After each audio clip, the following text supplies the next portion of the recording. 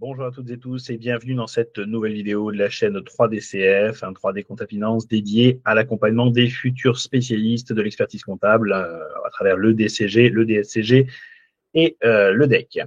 Sachez également que cette vidéo s'adresse également aux étudiants qui sont notamment dans les masters financiers ou dédiés à la gestion comptable. Elle est dédiée pour celle-ci à l'accompagnement dans le cadre de la soutenance du mémoire de DSCG. Sachez également qu'elle peut éventuellement s'appliquer à des soutenances de mémoire de master, moyennant quelques aménagements, notamment sur la durée de la soutenance en question. D'accord? Et bien évidemment, les adaptations voulues par les établissements. Alors, pour votre information, qu'est-ce que c'est exactement qu'une soutenance de DSCG? D'abord, au final, c'est une durée d'à peu près 1 heure qui vous est accordée, 20 minutes maximum pour la première partie dans laquelle vous êtes globalement en totale autonomie, et environ 40 minutes pendant lesquelles vous allez être, si je puis me permettre ainsi, cuisiné par le jury, d'accord, qui va vous poser tout un ensemble de questions. Alors, je me permets dans un premier temps, de vous rappeler une première chose. C'est un premier fondement que je trouve nécessaire de rappeler tant j'entends des préjugés sur le sujet. D'abord, sachez-le, vos jurys lisent vos mémoires, d'accord? Malheureusement, vous avez toutes et tous tendance à penser que parce qu'une personne peut-être a lu de façon diagonale quelque chose, il n'a pas lu votre mémoire. En réalité, je vous rappelle que vous avez affaire à des spécialistes, souvent des experts comptables, imaginez des commissaires aux comptes, des professeurs agrégés, des professeurs spécialisés, des docteurs, des gens qui ont une forte expérience et à qui, par conséquent, vous n'allez pas apprendre forcément beaucoup de choses à travers des écrits qu'ils vont voir de façon répétitive, j'en sais rien, moi, sur la conduite du changement, sur la fiscalité des BNC ou que sais-je. D'accord? Donc, de ce fait, en très peu de temps et en très peu de lecture, ils peuvent se rendre compte si vous avez fait des non-sens, si vous avez écrit des inepties et autres, et en conséquence, n'ont pas forcément besoin de lire chaque mot, chaque ligne, chaque virgule. D'accord? Faut vous aussi, de votre côté, prendre ce recul-là pour comprendre et vous rappeler à qui vous avez affaire. Ça, c'était une première chose. Deuxième chose, je voudrais rappeler que les jurys ne sont pas là pour être malveillants avec vous, quoi que vous ayez pu entendre. D'accord? Les jurys sont là pour être, j'ai envie de dire, comment est-ce que je peux dire, professionnels et exigeants. Voilà, le mot magique pour moi, c'est le mot exigence. D'accord? Ce ne sont pas des gens qui partent avec un a priori. Ce sont des personnes qui partent justement avec la volonté de vous tester et de voir votre niveau de résilience et votre capacité à répondre à leurs questions. D'accord? Donc, charge à vous d'être professionnel jusqu'au bout. Charge à vous d'être, je dirais, humble aussi. D'accord? On a le droit d'avoir des certitudes. On a aussi le droit de se rappeler que d'autres ont peut-être plus de raisons que vous de se souvenir ou de connaître une règle.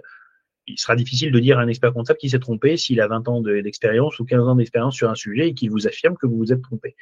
Savoir faire aussi un peu profil bas quand c'est nécessaire et être à l'écoute. Voilà, vous restez toujours un élève par rapport à des personnes qui sont évidemment plus, je dirais, expérimentées ou calées que vous sur pas mal de sujets.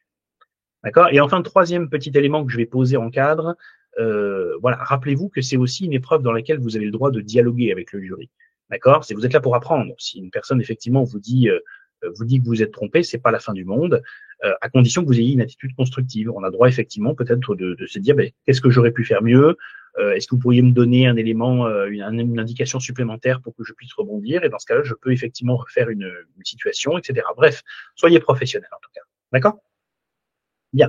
Maintenant, ces 20 minutes. Alors, ces 20 minutes, elles sont pas si simples que ça à manager, dans la mesure où déjà les soutenances interviennent souvent après les épreuves principales.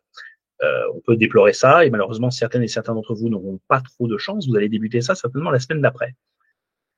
Connaissant la plupart des étudiants, vous n'allez pas courir bien évidemment après le temps pour le dédier à votre mémoire. Très souvent, vous allez préférer privilégier les UE que vous jugez principales, la 1, la 4, la 2, la 3, etc. Bref, j'en passe. Pour autant, ce serait une erreur de sous-estimer le mémoire. Je rappelle que le mémoire est quand même un outil sur lequel on peut avoir une UE, sur laquelle on peut avoir pas mal de points. D'accord? Ce serait dommage d'être négligent de cela, d'autant que très souvent, ça vous a coûté du temps. OK? Et qu'en conséquence de quoi, il serait malvenu de ne pas vous y investir suffisamment. OK? Ça, c'est une première chose. Ensuite, maintenant, abordons la construction elle-même. 20 minutes, on va dire entre 15 et 20 minutes, ça représente à peu près environ 15 slides de contenu. Libre à vous de mettre des fioritures si vous voulez, mais abstenez-vous de faire des PowerPoint psychédéliques avec des couleurs flashantes, sauf si bien sûr il y a une justification, je sais pas, corporate peut-être, ou en lien avec le domaine d'activité que vous avez choisi d'étudier. Je vois pas bien ce que ça pourrait être. D'accord? Mais essayez, voilà, de choisir pas de transition originale, quelque chose de très simple. D'accord? L'humilité, c'est très bien aussi. D'accord? On ne se fait pas remarquer sur ça, on se fait remarquer sur le contenu et la pertinence de ce que l'on a produit, sur l'élégance du support éventuellement, mais pas sur sa surcharge, d'accord? Donc ça, c'est autre recommandation. Donc, si vous voulez faire 20 minutes, il faut à peu près 20 slides de contenu. Si vous voulez faire 15 minutes, il faut à peu près 15 slides de contenu. D'accord? Et bien évidemment, il va falloir ensuite développer votre texte. Alors, entrons maintenant sur la construction de ce PowerPoint. Je ne parle pas des slides de contenu, des slides intercalaires. Vous imaginez bien que ça, bon, bah, chacun fait ce qu'il veut. Vous décorez ça un peu comme vous voulez. C'est vous qui voyez. Dans la mesure du possible, moi, ce que je vous recommande, c'est après avoir fait bien sûr une page de sommaire dans laquelle vous expliquerez quelles seront les différentes phases que vous allez suivre, je vous recommande de commencer donc par la première de toutes ces phases-là. Et elle n'est pas inutile, je trouve, c'est l'actualité du sujet. Moi, généralement, j'aime bien que les étudiants dédient environ 2 slides à l'actualité du sujet, où on va chercher des coupures de presse et autres, dans la mesure du possible, bien sûr, ou des extraits d'articles, par exemple, de revues scientifiques ou autres. D'accord? C'est pas une revue de littérature, c'est juste histoire de dire, regardez, mon sujet est quand même sacrément actuel. D'accord? C'est intéressant. Si c'est pas possible, on embraye directement sur la section 2, sur le deuxième temps, c'est bien évidemment l'intérêt de votre sujet. C'est quoi l'intérêt de votre sujet? Pourquoi donc allez-vous mobiliser le temps d'un jury autour de ça? L'intérêt du sujet. Il peut y avoir environ 2 slides dédiés à ça. Ça peut être un intérêt économique, ça peut être un intérêt social, ça peut être un intérêt fiscal, ça peut être un intérêt comptable, ça peut être un intérêt juridique, bref. Et ça peut être bien sûr tous ces intérêts à la fois. Mais surtout, quand on dit intérêt, rappelez-vous qu'il n'y a pas que l'intérêt en lui-même, il y a aussi l'intérêt pour les parties prenantes. Quel est l'intérêt pour l'expert comptable? Quel est l'intérêt pour le CAC? Quel est l'intérêt pour le DAF? Quel est l'intérêt pour le client? Voilà, on prend les parties prenantes et on essaie de voir quel peut être l'intérêt pour toutes ces personnes. D'accord?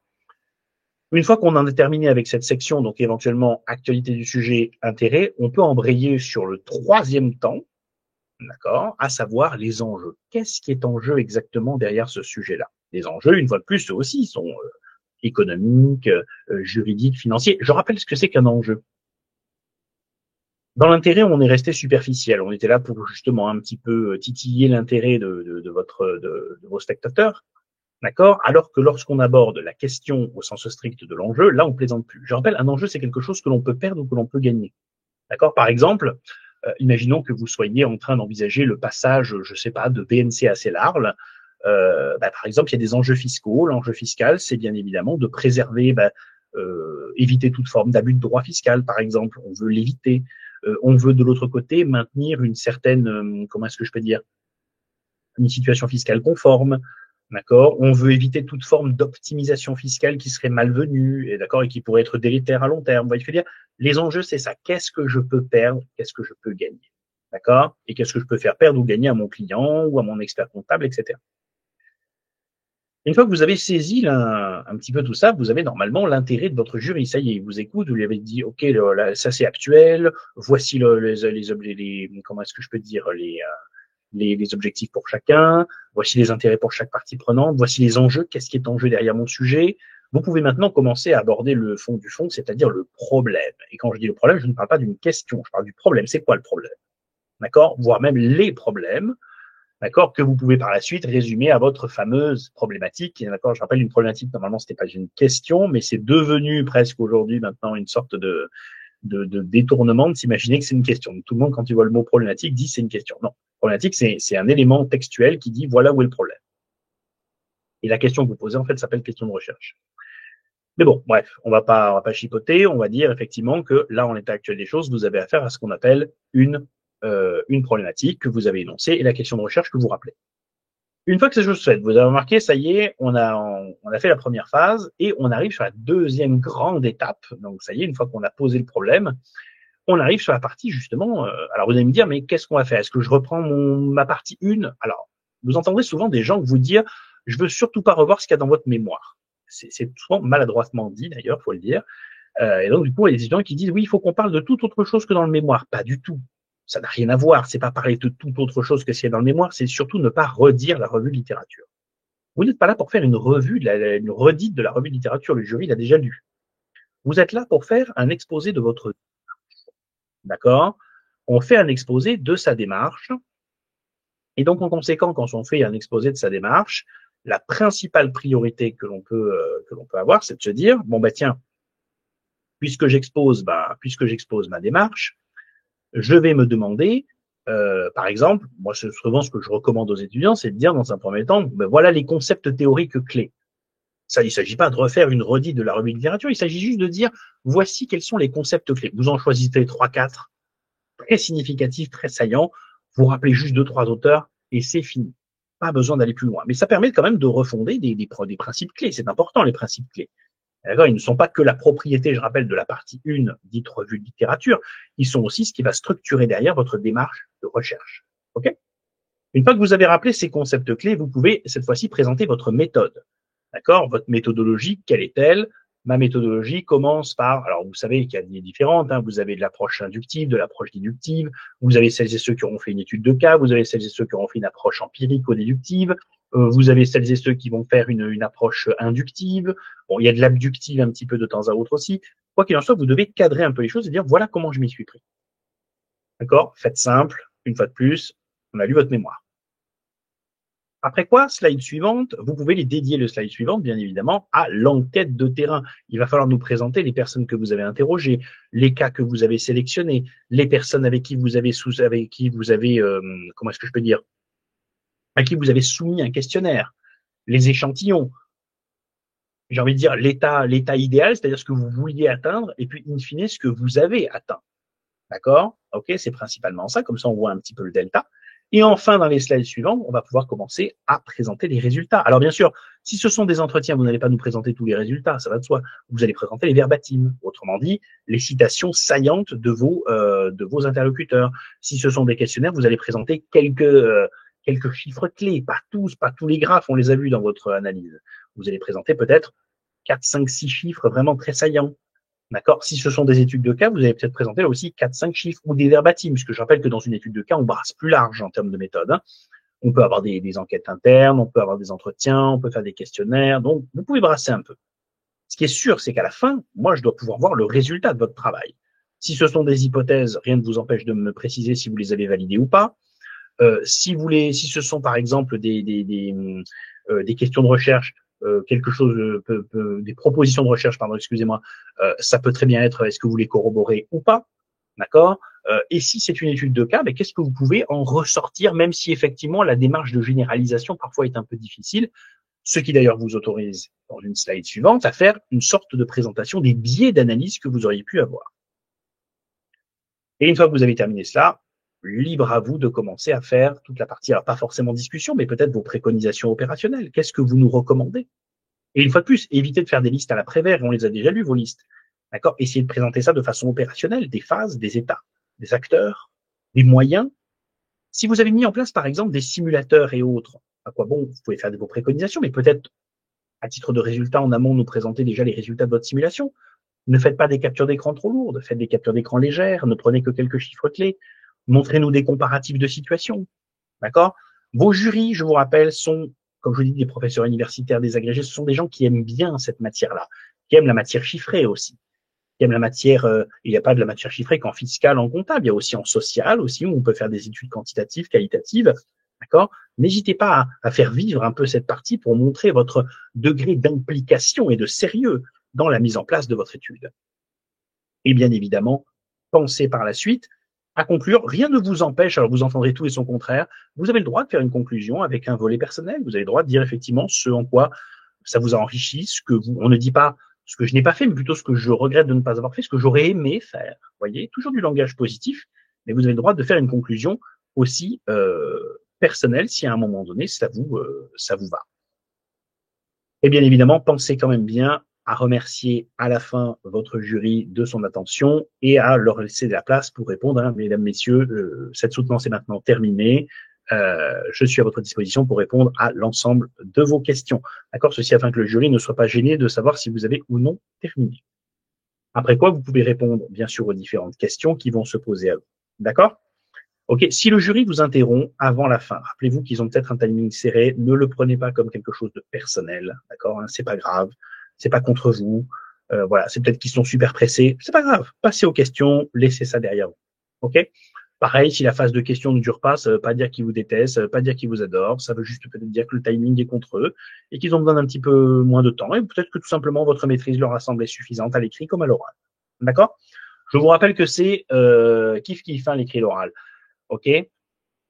Maintenant, quelques petites mises en garde donc sur les questions. Alors, Si on vous pose des questions et que vous ne savez pas y répondre, vous êtes en DSCG. Vous m'auriez dit je suis en DEC, je vous aurais pas dit pareil. D'accord? Mais en DSCG, vous avez le droit aussi de ne pas savoir.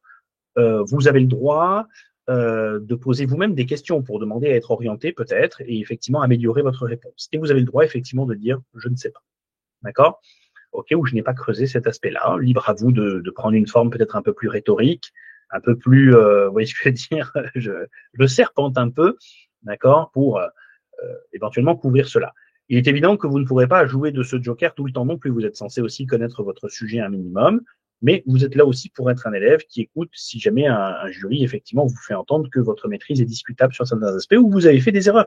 C'est pas grave de faire des erreurs en DSCG, par exemple, sur des simulateurs, des choses comme ça. Ça arrive, c'est technique. D'accord? En DEC, ça vous sera pas pardonné. En DSCG, bien évidemment que, bon, il y aura une petite indulgence, sauf si ce sont des erreurs vraiment impardonnables. D'accord? Donc, dans tous les cas, n'ayez pas peur, éventuellement, de ne pas savoir, ce n'est pas dramatique. Toujours des réponses, bien évidemment, courtoises, toujours professionnelles, bien sûr, les meilleures explications possibles, et puis, bien évidemment, on écoute aussi son jury quand celui-ci vous fait remarquer que vous auriez peut-être eu tort. D'accord? Ça existe. Ça arrive. Ok, donc j'espère que c'est bien clair pour tout le monde jusque-là. Donc je suis dans les domaines un peu sensibles. Vous le savez comme moi, même moi je sais que sur tous les mémoires que j'ai accompagnés cette année, beaucoup comme d'habitude, il y a toujours la suspicion, c'est vrai, de l'utilisation de l'intelligence artificielle. Alors moi-même je la reconnais quand je la vois. Euh, je vous rappelle que l'utilisation de l'intelligence artificielle n'est pas en soi illégale. D'accord? Je vous rappelle par contre en quoi elle le devient, c'est si vous en êtes servi pour reformuler des propos qui ne vous appartiennent pas et que vous les êtes appropriés sans citer la source d'origine, entre guillemets, ou dans la bibliographie. D'accord? Dans ce cas-là, ça constitue un plagiat. Et il ne faudra pas vous étonner si le mémoire est passé au plagiat d'avoir quelques soucis par la suite. Ça vous vaudra certainement de représenter votre mémoire. D'accord? Je rappelle que la simple utilisation d'une IA n'est en soi pas répréhensible, d'accord, au niveau légal. Mais elle autorise néanmoins votre jury à douter peut-être de la véracité de vos connaissances sur votre bibliographie. Charge à vous donc de parfaitement potasser votre bibliographie. Vous êtes censé connaître chaque source que vous y avez mentionnée. D'accord? Je pense à certains professeurs l'année dernière qui ont posé à mes étudiants beaucoup de questions sur leur bibliographie. D'accord? Et quel est cet auteur? Quels sont ses travaux? Qu'est-ce que vous avez lu? D'accord? Quelle est la théorie d'eux, etc. Vous êtes censé connaître vos sources. D'accord? Et les potasser particulièrement, d'accord, dans un contexte marqué par, effectivement, l'émergence de ces technologies d'IA, comme on dit, qui en réalité sont parfaitement infâmes pour rédiger un mémoire, au passage, d'accord, mais qui sont très souvent utilisées peut-être pour vous aider à fluidifier votre propos, etc. Donc, bon, d'accord, soit. Je vous rappelle, le plagiat, par contre, n'est pas admissible. Si vous n'avez pas mis d'éléments entre guillemets, si vous avez effectivement pris énormément de passages sans les citer et autres, c'est du plagiat, ce n'est pas légal. D'accord? Et je me permettais juste de rappeler ce point-là. Ok, donc ça, potasser votre bibliographie, ne vous pointez pas en pensant que la bibliographie, c'est secondaire, ça ne l'est pas. D'accord? Il faut potasser sa bibliographie. Pensez également à relire l'intégralité de votre mémoire et à ne pas hésiter à vous mettre des annotations chaque fois que vous voyez un mot dont vous n'êtes pas certain de pouvoir donner la définition ou l'explication de façon cohérente. D'accord? Ça mettra des post-it partout. Eh ben, c'est pas grave. D'accord? Ce qui est très important, c'est d'avoir une bonne relecture de son mémoire. Je rappelle une chose. J'en ai qui me disent ça fait beaucoup. Oui, bah, c'est comme mes mémorialistes de DEC. En DEC, voilà, je leur dis, écoutez, on a travaillé 400 heures sur votre mémoire, voire même plus, voire même 600, voire même 700 heures. La soutenance, c'est 1 heure dans une vie. D'accord? Voilà. Sauf que c'est 1 heure dans une vie qui peut aussi très mal se passer si vous l'avez pas bien préparé. D'accord? Donc, on ne vienne pas me dire qu'on n'a pas le temps. D'accord? Préparer une soutenance d'1 heure, ça coûte pas bien cher, c'est pas si long que ça. Ça demande de la motivation et de l'engagement. D'accord? Ok? Donc, on prend le temps de le faire. Quand on est en deck, c'est pire. Voilà. Ceux qui me disent, oh, j'ai pas le temps, j'ai la clôture, tout ça, rien à faire. D'accord? C'est une fois dans une vie, le passage d'une soutenance de deck. Et théoriquement, le passage d'une soutenance de DSCG aussi, c'est une fois dans une vie. D'accord? Donc, on s'accroche, on mobilise du temps, on apprend son texte. Autre mise en garde, parmi les dernières que je vais vous donner dans cette vidéo, on apprend son texte. D'accord? C'est-à-dire, il y a ceux qui seront parfaitement capables de le déclamer, puis il y a ceux qui vont un peu avoir besoin de l'apprendre par cœur. Je ne suis pas forcément un adepte du par cœur moi-même. Moi, quand j'étais à votre place en tant qu'étudiant, moi, j'avais besoin de déclamer mon texte pour progressivement me l'approprier. Et au final, je le récitais jamais vraiment de la même façon à chaque fois, mais les concepts étaient ancrés dans ma tête et la chronologie de ce que j'allais écrire était dans ma tête. D'accord? Parmi les dernières mises en garde que je terminerai, est-ce que vous êtes obligé de venir avec un PowerPoint? Non. Vous pouvez venir avec un imprimé si vous voulez. D'accord? Généralement, c'est pour s'occuper un peu les mains aussi, puis pour guider le jury sur des éléments visuels. Vous n'êtes pas obligé. Si vous venez avec un PowerPoint, comme je vous le dis, rien de trop superficiel, rien de trop flashy. Essayez de faire quelque chose de simple, de professionnel, de sobre. Et surtout, rappelez-vous, tout dépend de la géométrie de la pièce, vous n'êtes pas sûr d'avoir ni projecteur, ni prise pour brancher votre ordinateur. Donc un ordinateur chargé, un PowerPoint accessible en PowerPoint et si jamais Microsoft plante, en PDF, toujours, et en version imprimée pour vous et votre jury dans tous les cas. Comme ça, vous l'avez en noir et blanc, faites pas de la couleur, hein, ne dépensez pas d'argent, c'est pas nécessaire et ça vous vaudra pas plus de points. D'accord? J'espère que c'est clair. Dernière mise en garde également, la tenue professionnelle. Alors, j'en ai certains qui me disent qu'est-ce qu'on met comme tenue? Est-ce qu'on est obligé de mettre un costume? Vous vous habillez comme vous voulez quand vous venez. D'accord, il n'y a pas de contrainte particulière. S'il fait chaud, mettez-vous à l'aise. D'accord, bon là, on va être en novembre, donc normalement chaud, ça va pas trop nous concerner. Mais voilà, venez en tenue professionnelle. Vous n'êtes pas obligé d'être en costume cravate. Voilà, vous venez dans une tenue professionnelle, comme quand vous allez au cabinet, tout simplement. D'accord? Si vous êtes en cabinet ou si vous êtes en DAF, hein, c'est à peu près pareil. OK? Mettez-vous, quoi qu'il en soit, ça, si j'ai un conseil à vous donner, dans une tenue que vous appréciez. D'accord? Si vous avez besoin d'être dans un costume cravate parce que ça vous met à l'aise, vous aimez bien, en fait, le paraître que ça peut donner, eh bien, faites-vous plaisir. Qu'est-ce que vous voulez que je vous dise? D'accord? Il faut vraiment pas être stressé par sa tenue, hein, d'accord? OK, c'est super important. Et enfin, si j'avais un dernier conseil à rajouter à cette vidéo, ce serait, je vous rappelle, vous n'êtes pas censé demander au jury quoi que ce soit concernant votre note. Ça a l'air tout bête, mais dans le feu de la conversation, on peut vouloir dire alors c'était bien, non. D'accord? On ne dit pas alors c'était bien. On prend congé de son jury une fois que c'est terminé. Écoutez, mesdames, messieurs, merci de m'avoir écouté. D'accord? Je vous souhaite un bon après-midi ou une bonne matinée. Voilà, à bientôt. Voilà, tout simplement, professionnel jusqu'au bout. D'accord? Petite dédicace à l'attention de celles et ceux qui passent le DSCG 7, donc l'UE de 7 en candidat libre. J'ai très souvent beaucoup d'adultes en reconversion professionnelle qui passent cette UE-là.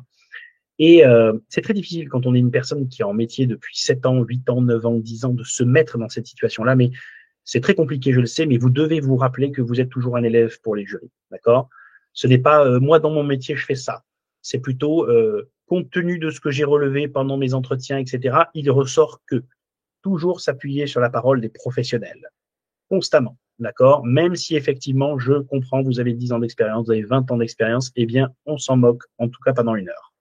Pendant 1 heure, vous êtes un élève qui s'est rapproché de professionnels pour acquérir des certitudes ou en tout cas acquérir des connaissances, d'accord? Et pas d'un professionnel qui s'appuie sur je pense que, mon expérience dit que, d'accord? J'espère être bien clair. J'espère que cette vidéo était bien, était suffisamment claire pour tout le monde. Voilà, je vous invite à suivre la chaîne 3DCF, bien évidemment, sur YouTube, mais également sur LinkedIn. Et bien évidemment, d'autres vidéos vont arriver pour nos amis du DCG, du DSCG et du DEC et des masters également, ainsi que du BTS dans quelques temps. Merci à vous et à très bientôt. Bon courage. Au revoir.